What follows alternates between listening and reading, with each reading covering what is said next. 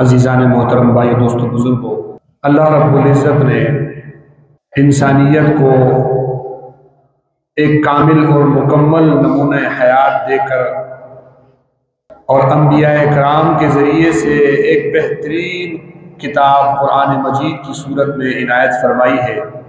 अगर देखा जाए तो नबी पाक सल्लल्लाहु अलैहि वसल्लम की अहादीस की रोशनी में कायनात की तरक्की और कायनात की पस्ती, इन दोनों का दारो मदार कुरान मजीद के ज़रिए है कि अगर कोई इंसान तरक्की चाहता है तो वो अल्लाह के कलाम के ज़रिए से तरक्की पा सकता है, और अगर किसी को पस्ती मिल सकती है तो वो अल्लाह के कलाम को छोड़ने की वजह से मिलेगी।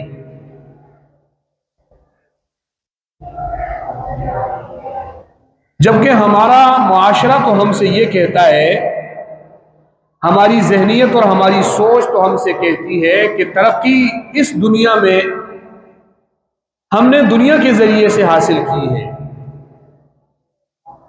लेकिन कुरान हमसे कहता है, नबी पाक सल्लल्लाहु अलैहि वसल्लम का फरमान हमसे कहता है कि असल तरक्की कुरान वालों की तरक्की है और असल पस्ती वो कुरान को छोड़ देने वालों की पस्ती है।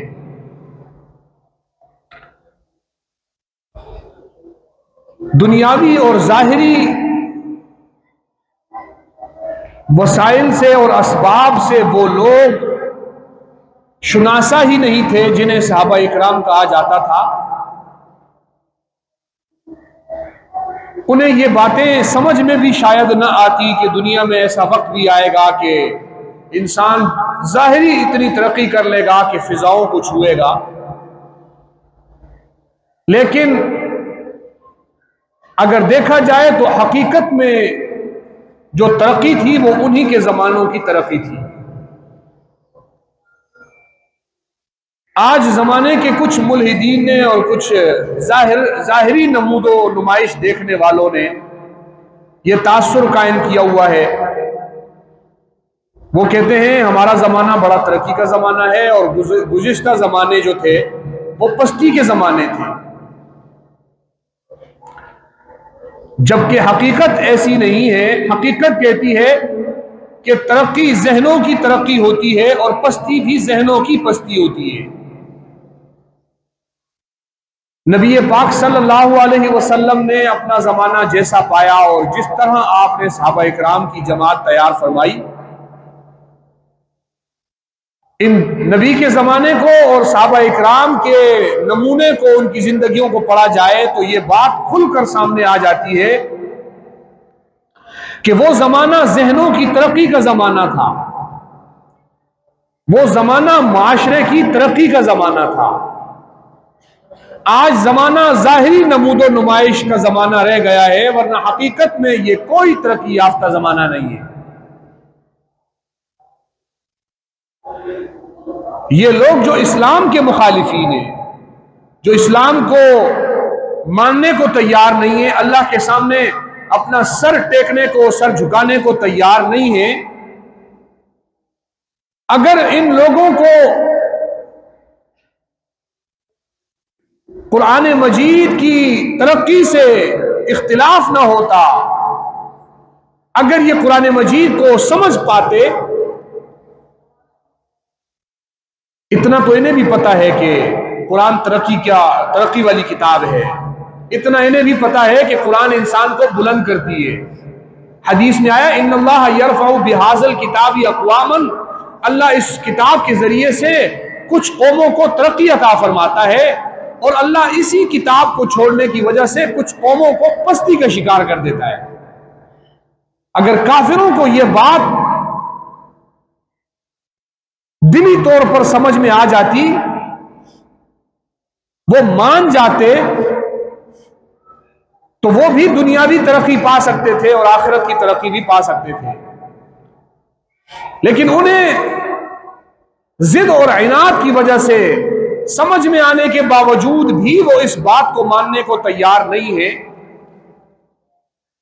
लिहाजा वो अपने इस गुस्से का इजहार कभी किसी तरह करना शुरू कर देते हैं, कभी किसी तरह करना शुरू कर देते हैं।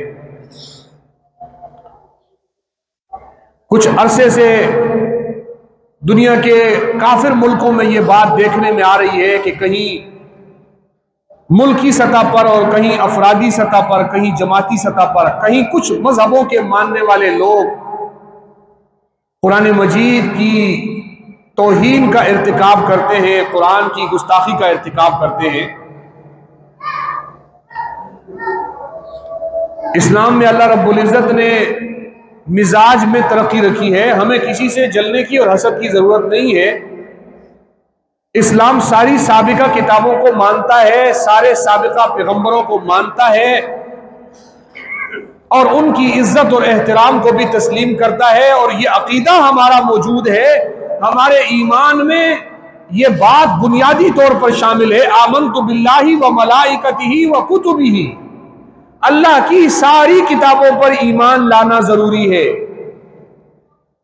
अगर कोई शख्स कुरान को मानता हो लेकिन कहता हो मैं साबिका 3 में से एक किताब भी नहीं मानता, इस्लाम कहता है यह शख्स मुसलमान नहीं हो सकता, क्योंकि इसको पिछली किताबों पर ईमान लाना जरूरी था। यह और बात है कि जो पिछली कौमों के पास किताबें हैं वो असली हालत में नहीं है, लेकिन असली हालत वाली किताबों को मानना और उन पर ईमान लाना आज भी जरूरी है। और इस्लाम यह भी कहता है कि पिछले नबियों पर जो अल्लाह रब्बुल इज्जत ने शरीयतें नाजिल की थी वो शरीयतें इस उम्मत पर भी लाजिम है। सिर्फ वो शरीयत का हिस्सा जिसे हमारे नबी ने आके अल्लाह की वही के जरिए मंसूख कर दिया हो, पिछली शरीयतों में से उन शरीयतों के उन हिस्सों पर ईमान नहीं लाया जाएगा, उन हिस्सों को माना नहीं जाएगा, अमल नहीं किया जाएगा, वरना ईमान पूरी किताब पर लाना जरूरी है। कुरान माना, इंजील को नहीं माना, कुरान माना असली जबूर को नहीं माना, कुरान माना और असली तौरात को नहीं माना, यह शख्स मुसलमान नहीं है। इसी तरीके से कोई शख्स जनाब मुहम्मदुर रसूलुल्लाह सल्लल्लाहु अलैहि वसल्लम पर ईमान रखता हो लेकिन तौरात जिस पैगंबर पे नाजिल हुई हजरत मूसा अलैहिस्सलातु वस्सलाम, वो शख्स उनका इनकार करे। कुरान को मानता हो लेकिन वो शख्स हजरत दाऊद अलैहिस्सलातु वस्सलाम जिन पर जबूर नाजिल हुई वो उसका इनकार करे। कुरान तो मानता हो, जनाब मुहम्मदुर रसूलुल्लाह सल्लल्लाहु अलैहि वसल्लम पर ईमान रखता हो, लेकिन वो हजरत ईसा अलैहिस्सलातु वस्सलाम जिन पर इंजील नाजिल हुई वो उनका इनकार करे, वो इस्लाम की रूह से मुसलमान नहीं है। इनकार करना दूर की बात है, न मानना दूर की बात है, उन पर ईमान न लाना दूर की बात है। किसी साबिका किताब और पैगंबर के बारे में हल्की सी तौहीन आमेज लहजा इख्तियार करने वाले को भी इस्लाम मुसलमान नहीं समझता। यह इस्लाम की वुसात ज़र्फी है, यह इस्लाम की वुसात क़ल्बी है, यह इस्लाम में वुसात है, दूर अंदेशी है, यह इस्लाम की रोशन ख्याली है। लोग हमें ताना देते हैं कि यह रोशन ख्याल नहीं है। इससे बड़ी इस्लाम की रोशन ख्याली क्या हो सकती है कि इस्लाम हर पैगंबर पर ईमान लाने को लाजमी करार देता है, किसी पैगंबर की अदना तौहीन को बर्दाश्त नहीं करता। इस्लाम हर किताब को, साबिका अल्लाह की तरफ से नाजिल होने वाली तमाम किताबों को, तमाम सहीफों को, 114 अल्लाह के रसूल हैं और उन पर 214 के करीब सहाइफ नाजिल हुए हैं, तमाम सहीफों पर ईमान लाने को इस्लाम लाजिम करार देता है। किसी एक सहीफे पर ईमान न लाया, इनकार किया, तौहीन की, इस्लाम कहता है यह शख्स मुसलमान ही नहीं है। दुनिया के अंदर कोई मजहब ऐसा नहीं है जो मजहब यह सिखाता हो कि दूसरे मजहब के पेशवा और पैगंबर को, भले वो झूठा क्यों ना हो, दूसरे मजहब के, वो मजहब झूठा ही क्यों ना हो, उस मजहब के बड़ों को गाली ना दो। कुरान मजीद ने बताया, कुरान कहता है दूसरों के माबूदों को गालियां मत दो कि बदले में वो तुम्हारे माबूद को गाली ना दे। ये इस्लाम की तालीमात थी, ये वुसात ज़र्फी कौन सिखाता है? दुनिया का कौन सा मजहब है जो ये वुसात ज़र्फी सिखाता है? लेकिन उसके बावजूद जिनके मजहबी किताबों के अंदर, जिनके मजहबी लेक्चरों में, जिनकी मजहबी तालीमात में हमारे पैगंबर सल्लल्लाहु अलैहि वसल्लम की तौहीन शामिल हो और हमारे कुरान मजीद की तौहीन और इनकार शामिल हो, वो हमें वुसात ज़र्फी का दर्ज देते हैं। वो हमें बताते हैं कि वुसात ज़र्फी क्या है, क्या चीज माननी है और क्या चीज नहीं माननी है। ये चंद दिनों बाद, हर जमाने में कुछ जमाने के बाद देखने में आता है। पहले न्यूजीलैंड का एक शख्स था, उसने कुरान मजीद को नऊज़ुबिल्लाह सारी दुनिया को दिखाकर कुरान की तौहीन की, उसे जलाया। मुसलमानों ने एहतिजाज किया। कभी मुसलमान मुल्कों में भी देखा गया है कि किसी ने इंजील को जलाया हो। कभी मुसलमान मुल्कों में भी देखा गया है कि किसी ने तौरात और ज़बूर और इंजील को या किसी सहीफ़ा आसमानी को, बावजूद इसके कि मौजूदा जमाने के अंदर ईसाइयों के पास जो इंजील है वो तहरीफ शुदा इंजील है। मौजूदा जमाने में यहूदियों के पास जो ज़बूर और तौरात है वो तहरीफ शुदा तौरात और ज़बूर है। लेकिन इस्लाम फिर भी ये नहीं सिखाता कि कोई बिला जरूरत उठे और जाकर किसी साबिका किताब को जला दे। और हमारा कुरान मजीद जो हमें यह सिखाता है कि मुसद्दिक़न लिमा बैना यदैहि, कुरान हमें यह सिखाता है कि तुम्हारे पास ऐसा पैगंबर आया है जो पिछले पैगंबरों पर ईमान लाने की दावत देता है। तुम्हारे पास ऐसा पैगंबर आया है जो पिछली किताबों पर भी ईमान लाने का हुक्म देता है। यह किताब जिसमें कुरान के अंदर तौरात भी मौजूद है, ज़बूर भी मौजूद है, इंजील भी मौजूद है, जिस कुरान मजीद के अंदर कुरान का एजाज है कि तौरात, ज़बूर, इंजील सबके अहकामात भी कुरान में मौजूद है। ज़बूर का नाम भी मौजूद है। वलक़द कतबना फ़िज़ ज़बूरि मिन बादि ज़िक्र, कुरान में ज़बूर भी मौजूद है, कुरान में तौरात भी मौजूद है, कुरान में इंजील भी मौजूद है। ये सारी किताबें कुरान में मौजूद हैं। अब जो शख्स इस कुरान की तौहीन करे, वो कैसे कह सकता है कि वो इंजील की तौहीन नहीं कर रहा, वो ज़बूर की तौहीन नहीं कर रहा, वो दूसरी किताबों की तौहीन नहीं कर रहा, वो अपने मजहबी जो है लिटरेचर की भी तौहीन का मुर्तकिब हो रहा है, जो कुरान की तौहीन का मुर्तकिब हो रहा है। लेकिन दुनिया के अंदर खुद को तरक्की याफ्ता कहने वाले, दुनिया में खुद को मॉडर्न कहने वाले, दुनिया में खुद को रोशन ख्याल कहलाने वाले, दुनिया में अपने आप को तरक्की याफ्ता कहलाने वाले, आज दुनिया के ममालिक में कुरान की तौहीन होती है और उन मुल्कों में सरकारी सतह पे यह काम हो रहा होता है। अभी स्वीडन के अंदर सुनने में आया है कि कुरान मजीद के नुस्खों को जलाया गया है। हमारे मुल्क में कोई बैठकर अगर काफिर मुल्कों में या यूरोपीय मुल्कों के किसी बादशाह, किसी बड़े की तौहीन कर दे, तो इस मुल्क के अंदर सारा उनका अमला हरकत में आ जाता है कि हमारे मुल्क के एक मवाली, एक लिफंगे, एक चोर की तौहीन क्यों हो गई है। और उन मुल्कों के अंदर कुरान मजीद की तौहीन हो रही है जिसमें सारी किताबें मौजूद हैं, तमाम आसमानी सहीफे जिस कुरान में मौजूद हैं, और उन्हें इस बात की कोई फिक्र नहीं है। मैंने शुरू में एक हदीस पढ़ी थी, अगर उस हदीस को देखा जाए तो हमें एक बात समझ में आती है, इन्नल्लाह यरफ़उ बिहाज़ल किताबी अक़वामन, अल्लाह ताला ने इस कुरान के जरिए से कौमों को तरक्की दी है।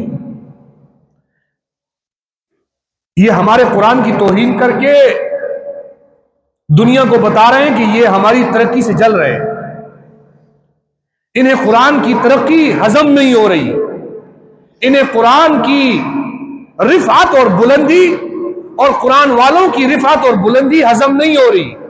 ये कुरान खुद तो अल्लाह की बरगुज़ीदा किताब है, लेकिन इस कुरान पर अमल करने वालों को भी अल्लाह रब्बुल इज़्ज़त फरमाता है हदीस में नबी पाक सल्लल्लाहु अलैहि वसल्लम के जरिए से कि ये कुरान लोगों को भी बुलंद कर देता है, लोगों को भी तरक्की याफ्ता कर देता है जो इस कुरान पर अमल करता है।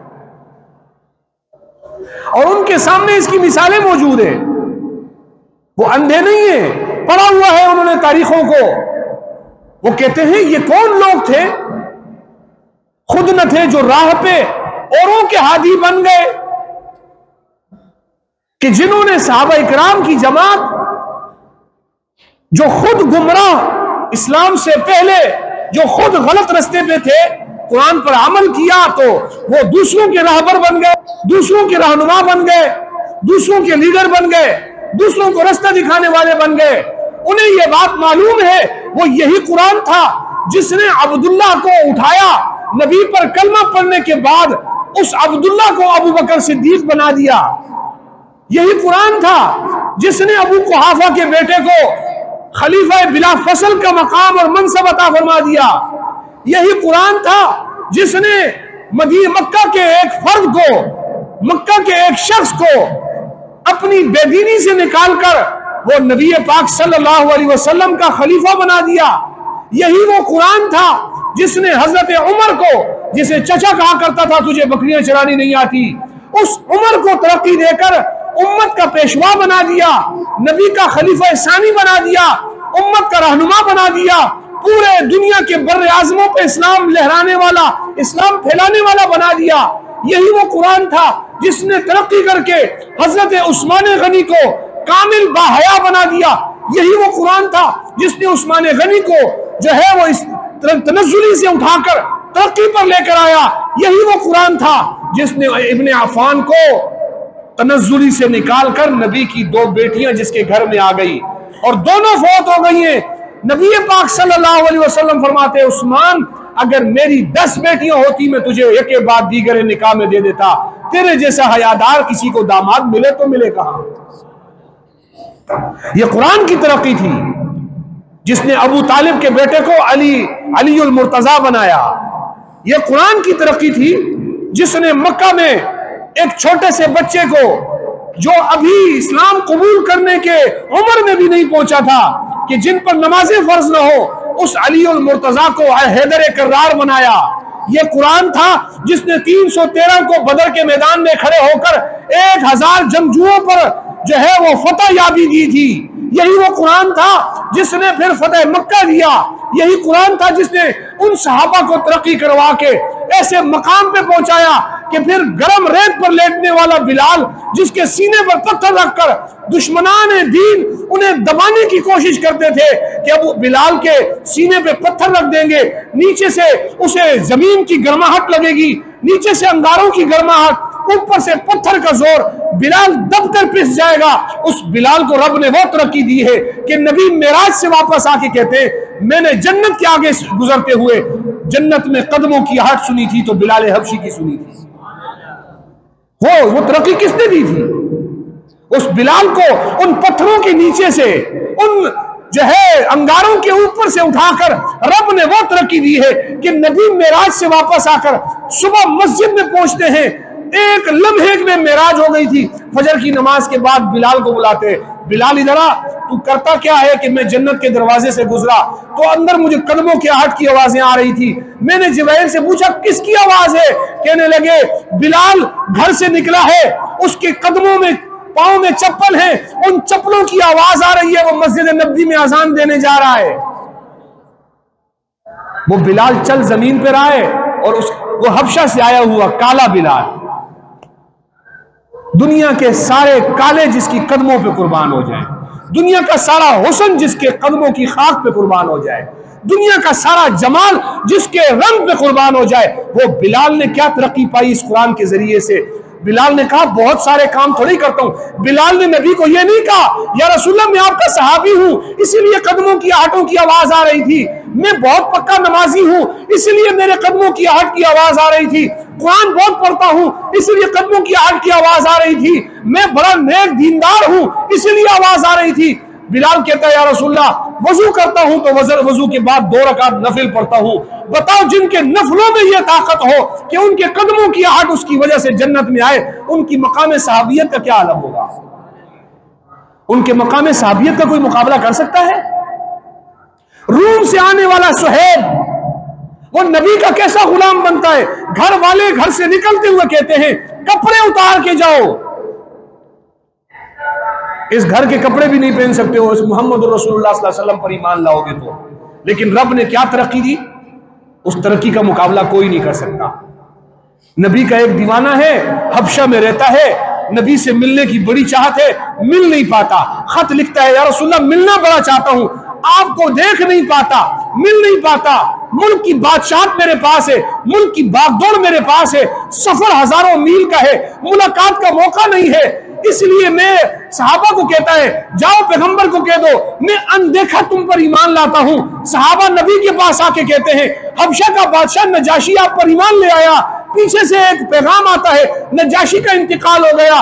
देखो इस बादशाह के, इस हबशा के बादशाह को जो तरक्की बादशाहत ने नहीं दी थी, नबी पर ईमान लाने ने वो तरक्की दी कि जब इंतकाल होता है, नबी साहबा को कहते हैं पीछे आके खड़े हो जाओ, नजाशी का जनाजा पढ़ाना है। साहबा ने देखा आगे जनाजा तो नहीं है, अल्लाह ने सामने से सारे पर्दे हटा दिए।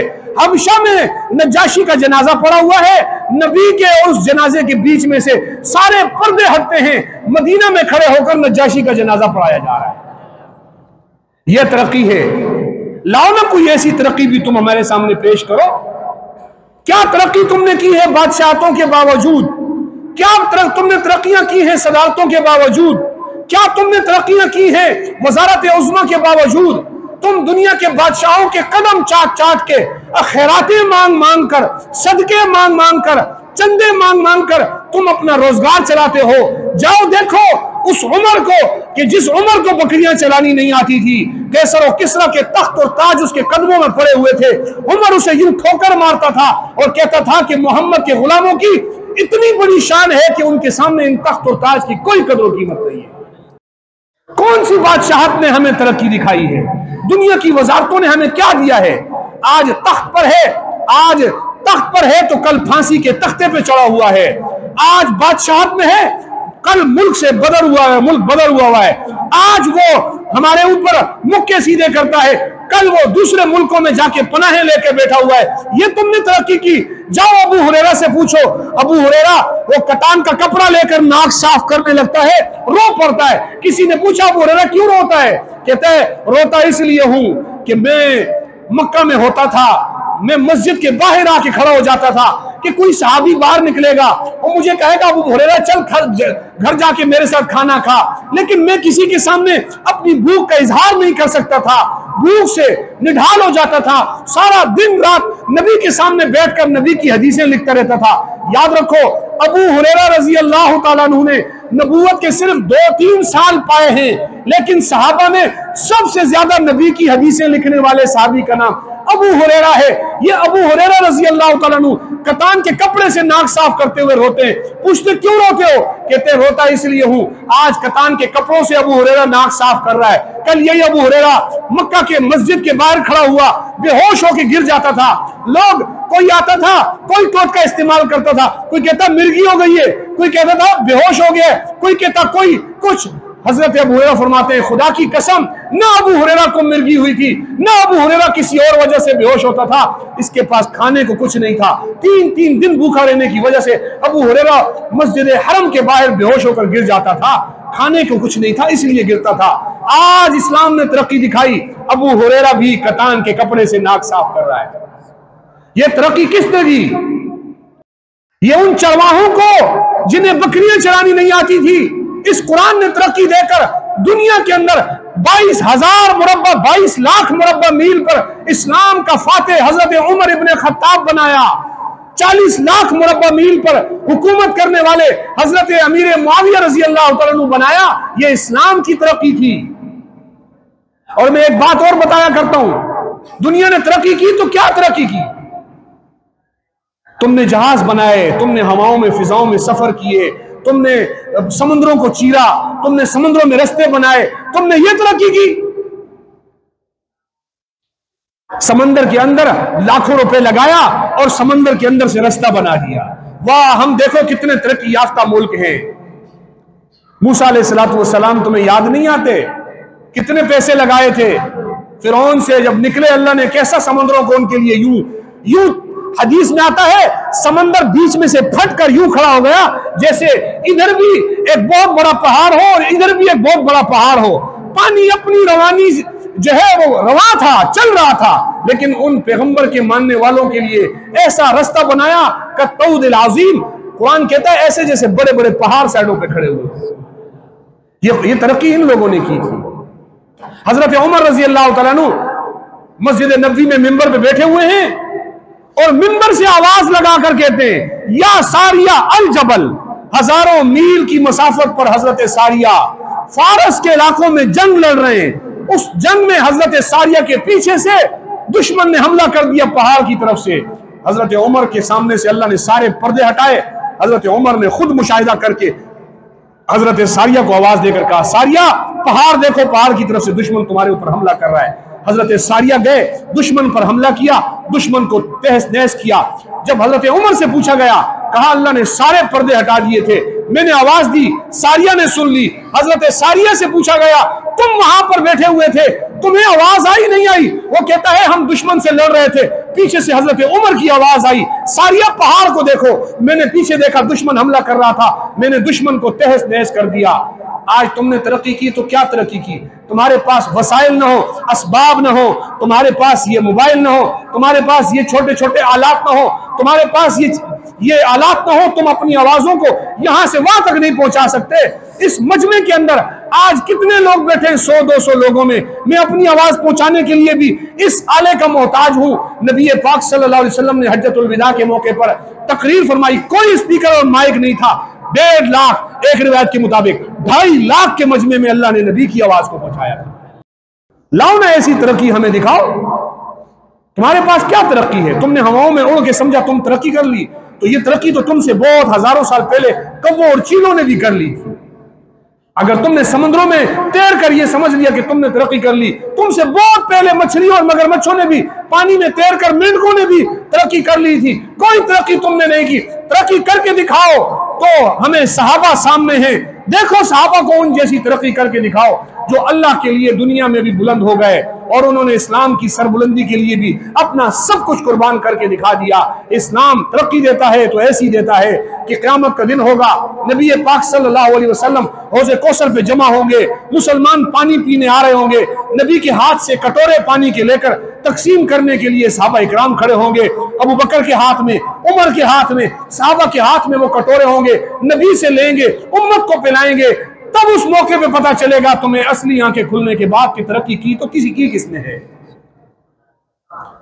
आज दुनिया की थोड़ी सी आर्जी तरक्की करके अब ये अपने दिल की भड़ासें उतारते हैं। क्या करते हैं? कभी कुरान जला दिया, कभी नबी पाक सल्लल्लाहु अलैहि वसल्लम की शान में तौहीन कर दी, कभी गुस्ताखी कर दी, कभी अपने दिल की भड़ास उतारने के लिए इस्लाम के खिलाफ कुछ बोल दिया, फिल्में चला दी नबी की, कभी सहाबा पे फिल्में बना दी, कभी अज़वाज मुतहरात पे बना दी, कभी कुछ बना दिया, कभी कुछ बनाकर ये अपने दिल की भड़ास निकालते हैं। आज से 1400 साल पहले पैगंबर इस्लाम ने जिस दीन की दावत दी थी, उस दीन ने जो गलबा पाया है, इनके दिलों में अगर तकलीफ है तो सिर्फ यही है, इनके आबा व अजदाद को उस इस्लाम के गलबे ने ऐसा मगलूब किया था कि आज तक ये सर उठाने के काबिल नहीं है।